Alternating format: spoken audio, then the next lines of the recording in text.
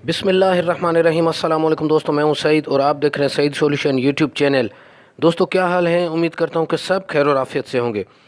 दोस्तों अगर आप भी गर्मी से बहुत ज़्यादा परेशान हैं और एक एसी लगवाने के ख्वाहिशमंद हैं और जैसे तैसे करके आप एसी ख़रीद भी लेते हैं, तो अब आपका सबसे पहला सवाल ये होगा कि इसको 24 घंटों में कितनी देर चलाने से ये बिजली कितनी खर्च करेगा और महीने के आखिर में ये आपके जेब पर कितना भारी पड़ेगा। या अगर दिन में इसको हम फ्री ऑफ कॉस्ट चलाएं और रात को सिर्फ इसको बिजली पर चलाएं तो ये महीने में कितने यूनिट खर्च करेगा। तो इन सब सवालों के जवाब और बहुत ही मुफीद मालूमात एसी के मुत्तलिक आपको दूंगा इस वीडियो में। और ये सारी बातें जुड़ी हैं इस एसी के साथ जो कि TCL ब्रांड का है और जिसका मॉडल नंबर है TAC 18T5 SMT। तो साथ ही साथ आप इसकी क्वालिटी भी चेक करते जाएं, मैं आपको बताता भी रहूँगा और उसके साथ हम ज़रूरी बातें भी करते जाएंगे ताकि कम से कम वक्त में मैं अपनी बात को कंप्लीट कर सकूं। तो आपको दोस्तों कुछ अर्सा पहले याद होगा कि एक एसी आया था जो कि हायर का था और वो UPS इनेबल एसी था जिसके साथ छोटी सी डिवाइस थी और वो 2, 2.5 या 3 एम्पेयर पर लॉक हो जाता था। और इस एसी में उसी फंक्शन को अपग्रेड किया गया है, लेकिन 3 मुख्तलिफ स्टेजेस पर। वो सिर्फ एक स्टेज पे काम करता था, ये 3 मुख्तलिफ स्टेजेस पर काम करता है और वो भी बग़ैर किसी इजाफी डिवाइस के। इसी रिमोट से आपने सिर्फ सिलेक्ट करने हैं ऑप्शंस, जिसमें सबसे पहला ऑप्शन है जो रिमोट में आपको शो होगा L1 का जो कि 3 एम्पेयर पर लॉक होगा, और दूसरा ऑप्शन है L2 का जो कि 4 एम्पेयर पर लॉक होगा, और तीसरा ऑप्शन है L3 का जो कि 6 एम्पेयर पर लॉक होगा। और ये रिमोट में ये जो आप फंक्शन देख रहे हैं GEN का, एक्चुअली ये जनरेटर के लिए फंक्शन दिया गया है और ये लाजवाब फंक्शन है दोस्तों। मैं आगे चल के और भी डिटेल इसकी देता हूँ आपको। बात करें फिन्स की तो दोस्तों ये गोल्ड फिन में आ रहा है और बिग इंडोर बिग आउटडोर के साथ है। और इसकी जो लेंथ देख रहे हैं पाइप की, ये 10 फीट की है और ये इसके साथ है। अच्छा, अब थोड़ा सा फ़र्क समझिएगा कि एक आम इन्वर्टर एसी को और इस एसी को अगर हम चलाते हैं अपनी सोलर सिस्टम पर या बिजली पर, तो आम इन्वर्टर एसी चाहे वो ज़ीरो से ही स्टार्ट होगा, लेकिन अगर आपका रूम टेम्परेचर 33 या 34 है तो ये कुछ टाइम तो अपनी फुल एफिशिएंसी पर चलेगा। जाहिर है कि 2000 वाट 2100 वाट जितने भी वो कंज्यूम करता है उस पर चलेगा। तो अगर आप बिजली पर चलाएंगे तो उसके लिए मसला नहीं होगा, लेकिन अगर आप सोलर पर चलाना चाहते हैं तो उसके लिए आपको एक कम से कम 3 किलोवाट का सोलर इन्वर्टर चाहिए होगा। लेकिन इस एसी में इस तरह नहीं है। इसको अगर आप इसके तीनों फंक्शन L1, L2, L3 को कैंसिल कर देंगे तो फिर ये आम एसी की तरह ही काम करेगा, अपनी फुल एफिशिएंसी पर जाएगा। लेकिन अगर आप इसको स्टार्टिंग में ही L1 पर सिलेक्ट करते हैं तो ये 3 एम्पेयर पर लॉक हो जाएगा जो कि तकरीबन 600 से 700 वाट के दरमियान है। और इसी तरह अगर L2 पर सेट करेंगे तो ये 4 एम्पेयर लेगा जो कि 900 से 1000 वाट के दरमियान होंगे। और अगर इसको L3 पर यानी कि 6 एम्पेयर पर सिलेक्ट करेंगे तो ये 1200 से 1300 वाट पर जाएगा।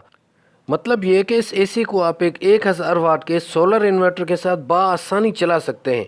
लेकिन मेरा मशवरा आपको ये होगा कि 1000 वाट से बेहतर है कि आप 2000 वाट तक जाएं, क्योंकि उसके साथ सोलर प्लेट्स ज़्यादा लग सकती हैं, जिसकी वजह से आप इसको 4 या 6 एम्पेयर पर भी सेट कर सकते हैं। लेकिन इसके बरक्स अगर आप 1000 वाट के इन्वर्टर के साथ चलाएंगे तो एसी तो चल जाएगा, लेकिन फिर इस इन्वर्टर के साथ सोलर प्लेट्स कम लगने की वजह से बैटरी के लिए करंट नहीं बचेगा और बैटरी सही से चार्ज नहीं हो पाएंगी, जिस वजह से शाम को आपके लिए थोड़ा सा प्रॉब्लम हो सकता है। तो अगर आप खर्चा कर ही रहे हैं तो 1000 वाट से बेहतर है कि 2000 वाट पे जाएं, उस पर थोड़ी सी ज़्यादा प्लेट्स लग सकती हैं। और अगर प्राइस की बात करें तो उसमें भी 5-7 हज़ार का फ़र्क होता है। अच्छा, ये बातें मैं इसलिए क्लियर कर रहा हूँ दोस्तों कि बाज़ औक़ात ये देखा गया है कि हम जज्बात में आकर जल्दबाजी में आकर कोई चीज़ ख़रीद तो लेते हैं, लेकिन बाद में फिर हम रियलाइज़ करते हैं कि यार हमने 1 किलोवाट का सिस्टम लिया है, हमें 2 किलोवाट का लेना चाहिए था, 2 किलोवाट का लिया है तो हमें 3 किलोवाट का लेना चाहिए, तो उसमें ज़्यादा फ़ायदा है। तो बहरहाल आप अगर 1 किलोवाट से मैनेज कर सकते हैं तो आप कर लीजिएगा, इसमें कोई हर्ज भी नहीं है। अच्छा, इसके साथ यहाँ एक सवाल पैदा होता है कि क्या ये 3 एम्पेयर पे अपनी कूलिंग को मेंटेन कर पाएगा? तो जी दोस्तों, बिल्कुल कर पाएगा।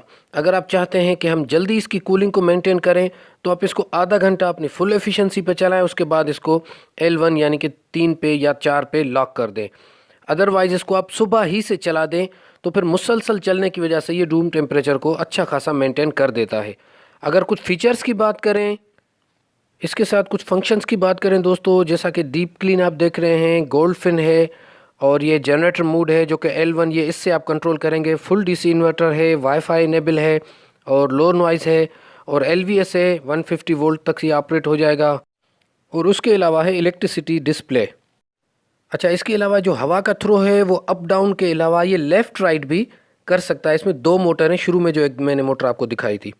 अच्छा, उसके बाद मैं दिखाता हूँ आपको कि ये फंक्शन किस तरह काम करते हैं। ये जैसा कि देख रहे हैं, ये 6 एम्पेयर है, ये L3 है, ये 4 एम्पेयर, ये L2 है, और इसी तरीके से ये 3 एम्पेयर L1 पे है।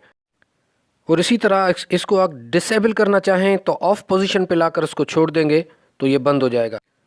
तो अल्हम्दुलिल्लाह एसी हमारी स्टार्ट हो चुकी है। पहले हमने उसको फुल एफिशिएंसी पे चलाया है और अब हम उसको लेकर जा रहे हैं इकोनॉमी मोड पर, L1 पर। तो अब देखते हैं कि कितने एम्पेयर ये डाउन कर रही है और कितनी जल्दी से ये डाउन कर रही है। आप देख सकते हैं ये L1 का है, मतलब 3 एम्पेयर्स पर हम इसको लॉक कर रहे हैं।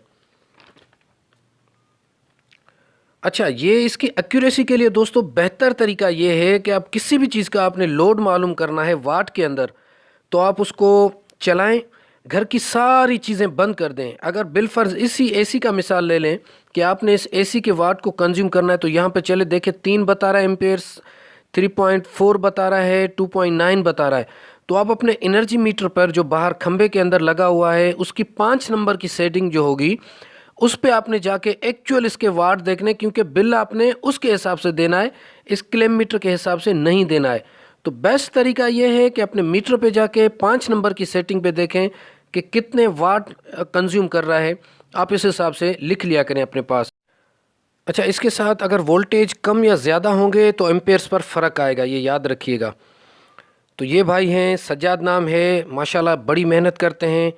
और ये तोकीर भाई हैं, अल्हम्दुलिल्लाह बहुत ज़्यादा मेहनत करते हैं, तो इनके लिए एक लाइक लाजमी बनता है। और नवाबशाह सिटी में शायद ही कोई ऐसा होगा जो इनको नहीं जानता होगा। माशाल्लाह ये सुबह से शाम तक, रात तक बहुत ज़्यादा मेहनत करते हैं। अल्लाह जज़ाए खैर दे इनको। तो अब बात करते हैं दोस्तों कि अगर आप इसको पूरा महीना चलाते हैं इकोनॉमी मोड पर, यानी कि L1 पर 3 एम्पेयर पर, तो ये कितने यूनिट कंज्यूम करेगी। तो 3 एम्पेयर के हिसाब से हम इसके 650 वाट लगा लेते हैं। तो अब 650 को तकसीम करेंगे 1000 में, तो आंसर आएगा इसका 0.65, यानी कि ये किलोवाट में निकला। अच्छा, इसके साथ हम इसको चलाएंगे 8 घंटे डेली।